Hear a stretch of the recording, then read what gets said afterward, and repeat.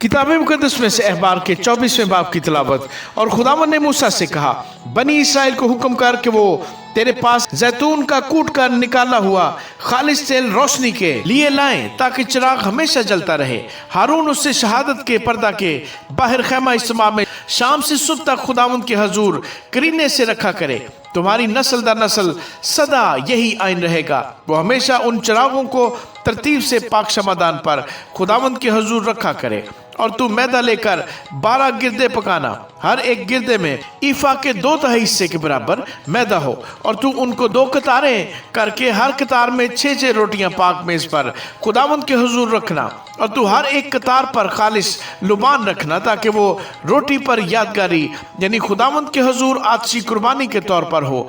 वो सदा हर सबत के रोज उनको खुदावंद के हुजूर तरतीब दिया करे, क्योंकि ये बनी इसराइल की जानब से एक दायमी अहद है। और ये रोटियां हारून और उसके बेटों की होंगी। वो इनको किसी पाक जगह में खाएं, क्योंकि वो एक जावेदानी आइन के मुताबिक खुदावंद की आतशी कुर्बानियों में से हारून के लिए नहायत पाक हैं। और एक इस्राएली औरत का बेटा जिसका बाप मिस्री था, इसराइलियों के बीच चला गया। और वो इस्राएली औरत का बेटा और एक इस्राएली लश्करगाह में आपस में मारपीट करने लगे। और इस्राएली औरत के बेटे ने पाक नाम पर कुफर बका और लानत की। तब लोग उसे मूसा के पास ले गए। उसकी माँ का नाम स्लोमियत था, जो दबीरी की बेटी थी, जो दान के कबीले का था। और उन्होंने उसे हवालात में डाल दिया, ताकि खुदावंद की जानब से इस बात का फैसला उन पर जाहिर किया जाए। तब खुदावंद ने मूसा से कहा कि उस लानत करने वाले को लश्करगाह के बाहर निकाल कर ले जा।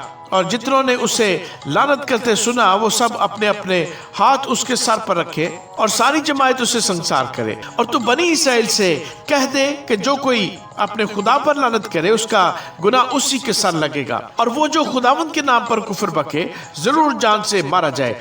सारी जमात उसे कतई संसार करे, खा वो देसी हो या परदेसी। जब वो पाक नाम पर कुफर बके, तो वो जरूर जान से मारा जाए। और जो कोई किसी आदमी को मार डाले, वो जरूर जान से मारा जाए। और जो कोई किसी चुपाए को मार डाले, वो उसका मुआवजा जान के बदले जान दे।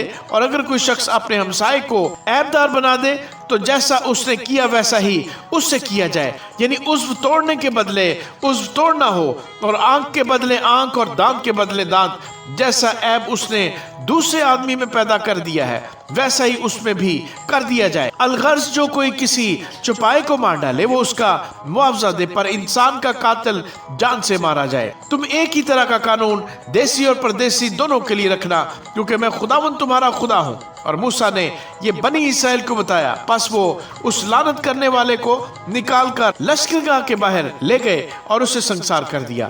तो बनी इसराइल ने जैसा खुदावंद ने मूसा को हुक्म दिया था, वैसा ही किया। आमीन।